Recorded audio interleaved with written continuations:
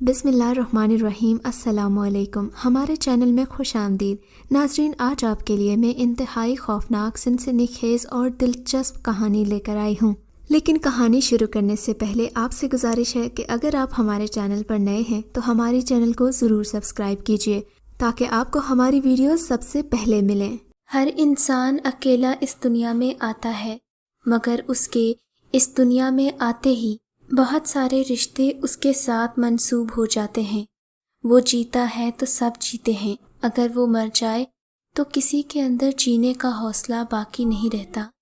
کہتے ہیں جذبات میں آ کر کبھی کوئی فیصلہ یا کوئی ایسی بات نہیں کرنی چاہیے جس کا خمیازہ نہ صرف اس شخص کو بلکہ اس کے ساتھ جڑے ہر رشتے کو بھگتنا پڑے۔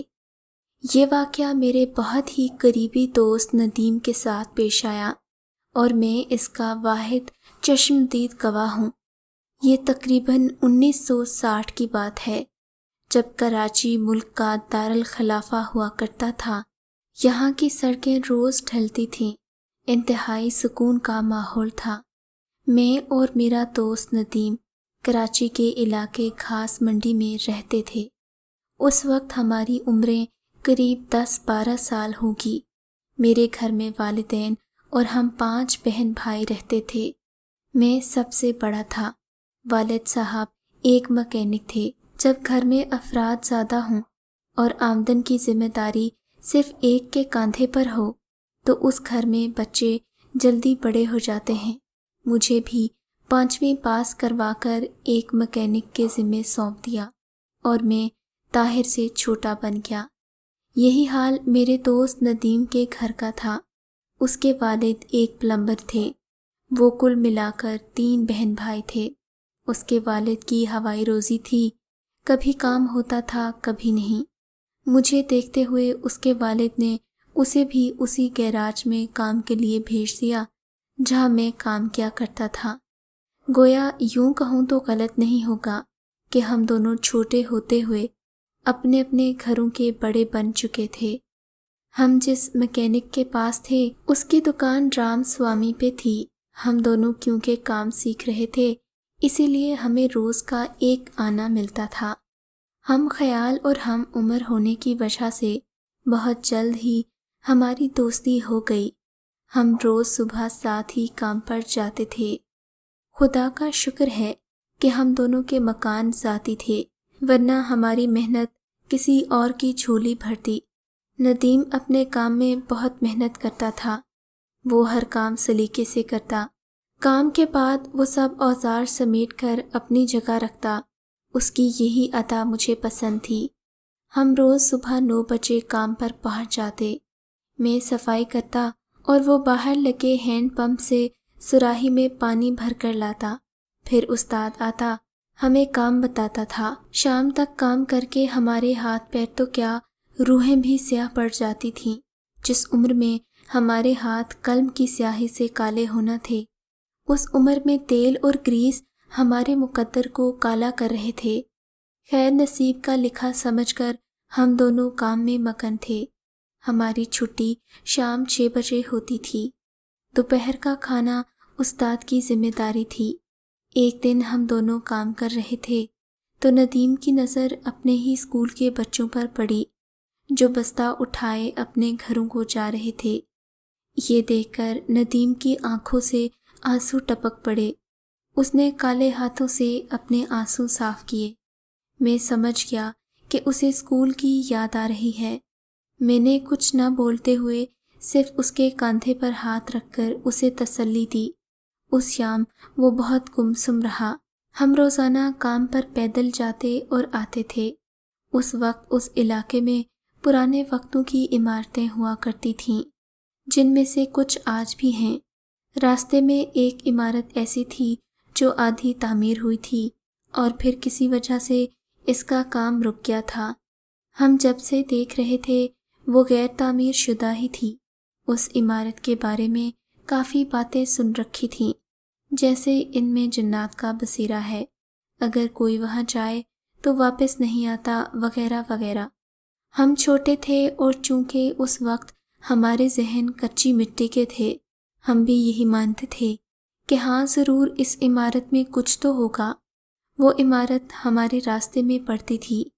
ہم جب بھی وہاں سے گزرتے نظریں نیچی کر کے جاتے، ہمیں ایسا محسوس ہوتا تھا کوئی اس عمارت سے ہمیں دیکھ رہا ہے، اور یوں بھی کچھ فطری ڈر خوف بھی تھا جو آس پاس کی باتوں کی وجہ سے ہمیں خود بھی محسوس ہونے لگا تھا۔ ہم دونوں کی عادت تھی کہ شام کو 1 گھنٹہ محلے میں بیٹھ کر اپنے اپنے دل کا حال ایک دوسرے سے کہتے تھے، اور ٹھیک 8 بجے ہم اپنے گھروں کو واپس لوٹ جاتے۔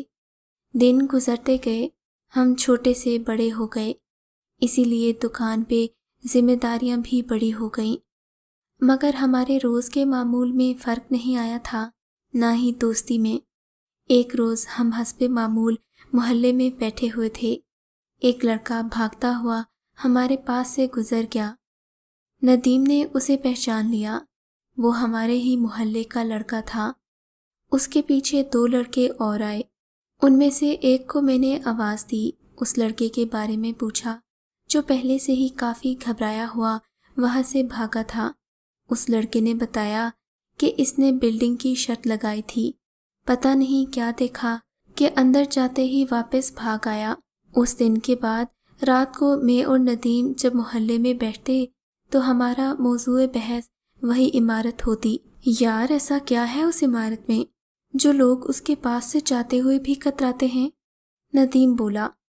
ہاں یار کوئی تو بات ہوگی، جبھی تو ہم دونوں بھی ڈرتے ہیں۔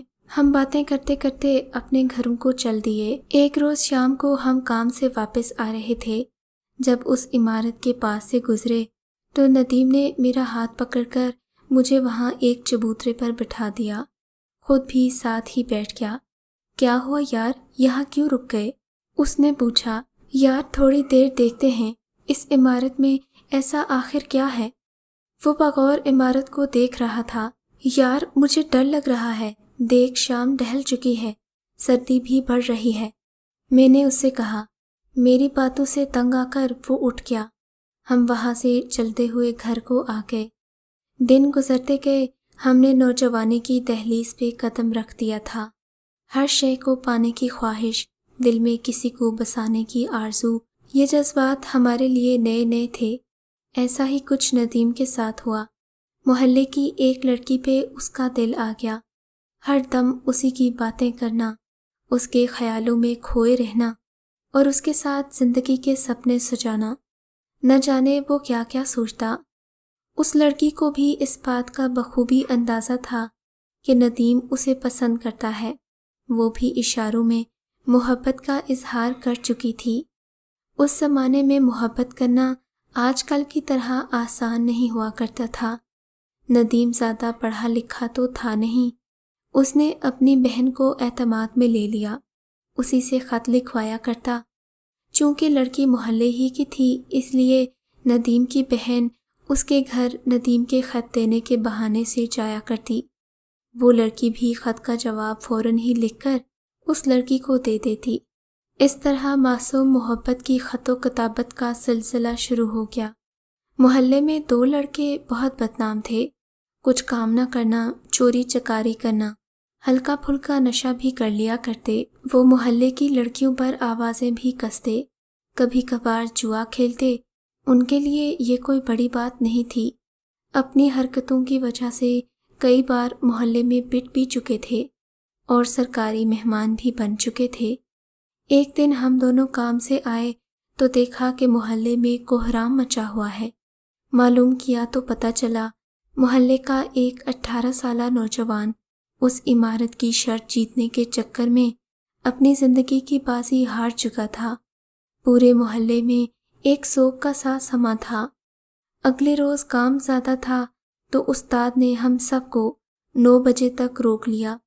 خیر کام کر کے ہم آ رہے تھے، سردی کا موسم اور سنسان سڑک۔ ہم جلدی جلدی گھر پہنچنے کی فراق میں تھے۔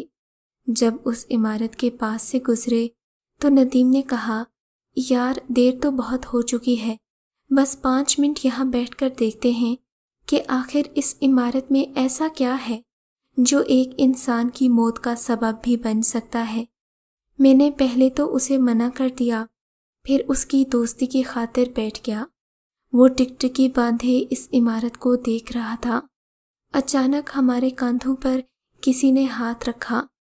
ہم نے چونک کر دیکھا تو وہ پولیس والا تھا۔ کیوں بچوں، اتنی رات کو یہاں کیا کر رہے ہو؟ اس نے پوچھا۔ ہم نے گھبرا کر اسے ساری تفصیل بتا دی۔ اسے پہلے تو یقین نہیں آیا، پھر خود ہی ہمیں چھوڑنے ہمارے گھروں تک آ گیا۔ ایک روز معمول کے مطابق ہم اپنی خوشگپیوں میں مصروف تھے۔ ندیم اس لڑکی کی باتیں کر رہا تھا۔ کہتے ہیں کہ انسان جب اپنے دل کا حال کسی کو نہ سنا دے اسے چین نہیں پڑتا۔ یہی حال ندیم کا تھا۔ وہ اپنی پوری داستان محبت مجھے سناتا تھا، بہت خوش ہوتا تھا۔ اسے خوش دیکھ کر میں بھی خوش ہوتا تھا۔ وہ دن چھٹی کا تھا۔ ہم دونوں دوست باہر سردی کی دھوپ سے اپنے سرد ہوتے خون کو گرمانے کی کوشش کر رہے تھے۔ ہم ادھر ادھر کی باتیں کر رہے تھے کہ اتنے میں وہی بدنام لڑکے آئے۔ ندیم کو دھکا مارتے ہوئے اس لڑکی سے دور رہنے کا کہا۔ ندیم نے جب اپنی محبت کا نام کسی ایرے غیرے کے منہ سے سنا، بات زبانی کلامی لڑائی سے ہاتھا پائی تک پہنچ گئی۔ میں نے بھی ندیم کا بھرپور ساتھ دیا۔ اس لڑائی میں ہمارا پلڑا بھاری رہا۔ کچھ دنوں کے بعد وہ لڑکے پھر آئے، صرف اتنا کہا، اگر اس سے محبت ہے تو اپنی محبت کے ثبوت کے طور پر کیا تم اس عمارت میں جا کر دکھا سکتے ہو؟ اگر نہیں تو اس لڑکی کی زندگی سے ہمیشہ کے لیے دور ہونا پڑے گا۔ ان میں سے ایک نے فلمی جملہ بولا۔ ندیم کچھ سوچ میں پڑ گیا۔ کیوں پڑ گئی محبت پہ ٹھنڈ؟ وہ لڑکا طنزیہ لہجے میں بولا، چلو تمہارے لیے تھوڑی چھوٹ ہے، تم اکیلے جانے کے بجائے اپنے دوست کو ساتھ لے جا سکتے ہو، ویسے بھی بچوں کے لیے اتنی چھوٹ بہت ہے۔ اس نے ایک بار پھر طنز کا نشتر پھینکا، اگر شرط منظور ہے تو بولو، ورنہ تمہاری محبت چھوٹی ہے۔ ندیم نے جوش میں آ کر کہا، میں کل جواب دیتا ہوں۔ وہ لڑکے ہنستے ہوئے وہاں سے چلے گئے۔ اگلے روز گیراج میں ندیم پورا وقت یہی سوچ رہا تھا۔ میں نے اسے سمجھایا، یہ لڑکے پاگل ہیں، ان کی باتوں میں کیا آنا؟ اگر اس عمارت میں نہیں جائے گا تو کیا تیری محبت چھوٹی ہو جائے گی؟ اگر ایسی بنا سر پیر کی باتوں میں سے کسی کی محبت کی سچائی ناپی جاتی تو آج ہر کوئی ان جیسے بے وقوف لوگوں کی باتوں میں آ جاتا۔ میں نے کافی لمبا چوڑا لیکچر دے کر اسے سمجھایا، مگر وہ نہیں مانا۔ پھر آخرکار میں نے کہا، بھائی اگر تجھے جانا ہو تو یہ آفت تو اپنے سر خود ہی مول لے، میں تیرے ساتھ جانے والا نہیں ہوں۔ یہ تو میں نے اسے محض دھمکانے کے لیے کہا تھا، میرا مقصد اسے سمجھانے کا تھا، مگر وہ نہیں مانا۔ وہ ویسے بھی اکیلا ہی جانے والا تھا۔ اس رات وہ لڑکے پھر آئے۔ ہاں بھائی، کیا سوچا؟ انہیں لگا کہ ندیم منع کر دے گا، مگر ندیم نے ان کی سوچ کے برعکس جواب دیا۔ وہ لڑکے کچھ حیران ہوئے، پھر ندیم کا اعتماد دیکھ کر آخر مان گئے۔ طے یہ ہوا کہ ندیم رات کے 12 بجے اس عمارت کے اندر جائے گا، ہر منزل پر گھوم کر کھڑکی سے نیچے کھڑے لڑکوں کو اشارہ کرے گا اور پھر واپس آئے گا۔ میں نے آخری بار اسے سمجھایا مگر وہ نہ سمجھا۔ وہ ہفتے کی رات تھی، یہ ہفتے کی رات تھی، چاند اپنے جوبن پر تھا۔ رات کے وقت یہ عمارت کسی کھنڈر جیسی معلوم ہوتی تھی۔ چاندنی کی وجہ سے ہر دوسری چیز کا سایہ بھوت دکھائی دے رہا تھا۔ میں اپنے دوست کو اس موقع پر اکیلا نہیں چھوڑ سکتا تھا، میں اس کے ساتھ ہی گیا تھا۔ ہم اس عمارت کے پاس پہنچے تو لڑکے ہمارا ہی انتظار کر رہے تھے۔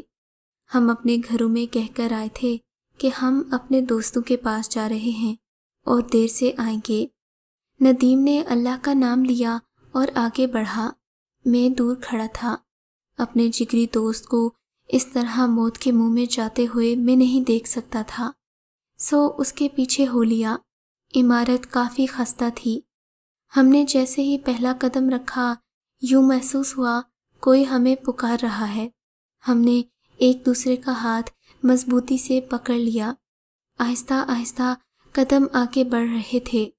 ہم منزل پر پہنچے، وہاں گھٹا ٹوپ اندھیرا تھا۔ اچانک ہمیں کوئی سفید سایہ گزرتے ہوئے محسوس ہوا۔ پھر کچھ بچوں کے رونے کی آوازیں آنے لگیں۔ سخت سردی میں بھی ہم دونوں پسینے میں شرابور تھے۔ پوری منزل کا چکر لگانے کے بعد ندیم نے کھڑکی سے ہاتھ ہلایا۔ پھر ہم دوسری منزل پر پہنچے۔ وہاں ہمیں سخت گرمی کا احساس ہوا۔ اندر عجیب سی بدبو پھیلی ہوئی تھی۔ بچوں کی آوازوں کے ساتھ ایسے لگا جیسے کوئی بڑا بھی کچھ بول رہا ہو۔ وہ منزل بھی گھوم کر جیسے ہی ندیم کھڑکی کے پاس گیا، اسے لگا کسی نے اس کا ہاتھ پکڑ کر پھینکا ہو۔ میں نے ڈرتے ڈرتے ندیم کو آواز لگائی۔ بمشکل ہم دوبارہ ایک ساتھ تھے۔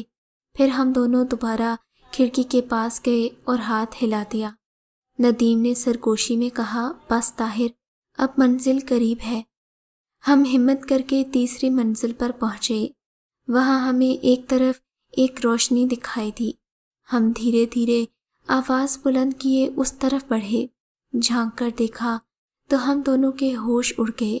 کمرے کے آخری کونے میں سیاہ لباس میں ملبوس بھینسے کی جسامت رکھنے والا ایک آدمی بیٹھا ہوا تھا۔ اس کی آنکھیں سرخ انگارے جیسی تھیں اور لمبے لمبے نوکدار سفید دانت اندھیرے میں چمک رہے تھے۔ ہمیں دیکھتے ہی اس کا بھیانک قہقہا پوری عمارت میں گونج گیا۔ اتنے میں ندیم کا پیر کسی چیز سے ٹکرا گیا۔ پھر تو جیسے قیامت آ گئی۔ وہ مخلوق اتنی تیزی سے ندیم پہ چپٹی کہ بیچارے کو سنبھلنے کا موقع ہی نہ ملا۔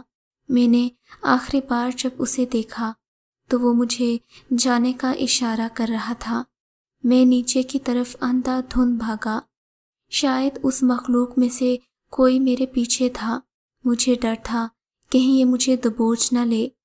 میں پہلی منزل کی کھڑکی کی طرف دوڑا اور باہر چھلانگ لگا دی۔ جب ہوش آیا تو میں ہسپتال میں تھا۔ میرے جسم کی 3 ہڈیاں ٹوٹ چکی تھیں۔ میں نے روتے روتے سب احوال پولیس کو سنا دیا۔ پولیس نے اس عمارت میں نفری بھیجی۔ وہاں ندیم کی آدھی کھائی ہوئی لاش ملی۔ پولیس لاش کو پوسٹ مارٹم کرنے کے لیے لے جا رہی تھی تو اس کے والد نے منع کر دیا۔ ہزاروں اشکبار آنکھوں سے جب محلے سے اس کا جنازہ اٹھا تو جیسے صفِ ماتم بچ گئی ہو۔ میں بھی بے ساکھیوں کے سہارے اپنے جگری دوست کے جنازے میں شامل ہوا، مگر جس لڑکی سے وہ محبت کرتا تھا اس نام کی یا اس حلیے کی کوئی لڑکی نہ جنازے میں شامل تھی اور نہ ہی میں نے اسے کہیں دیکھا تھا۔ خدا جانے یہ کیا معجزہ تھا۔ میں نے کبھی محبت کا کھیل نہیں رچایا۔ اس واقعے کے بعد مجھے عبرت ہو چکی تھی۔ رات کے 12 بجے حویلی میں جانے کا منظر آج تک میری آنکھوں کے سامنے ہے۔ میں وہ خوفناک رات بھلا نہیں پایا۔ آج میری عمر 70 سال ہے، مگر ان 70 سالوں میں کوئی دوست ندیم کی کمی نہیں پوری کر پایا۔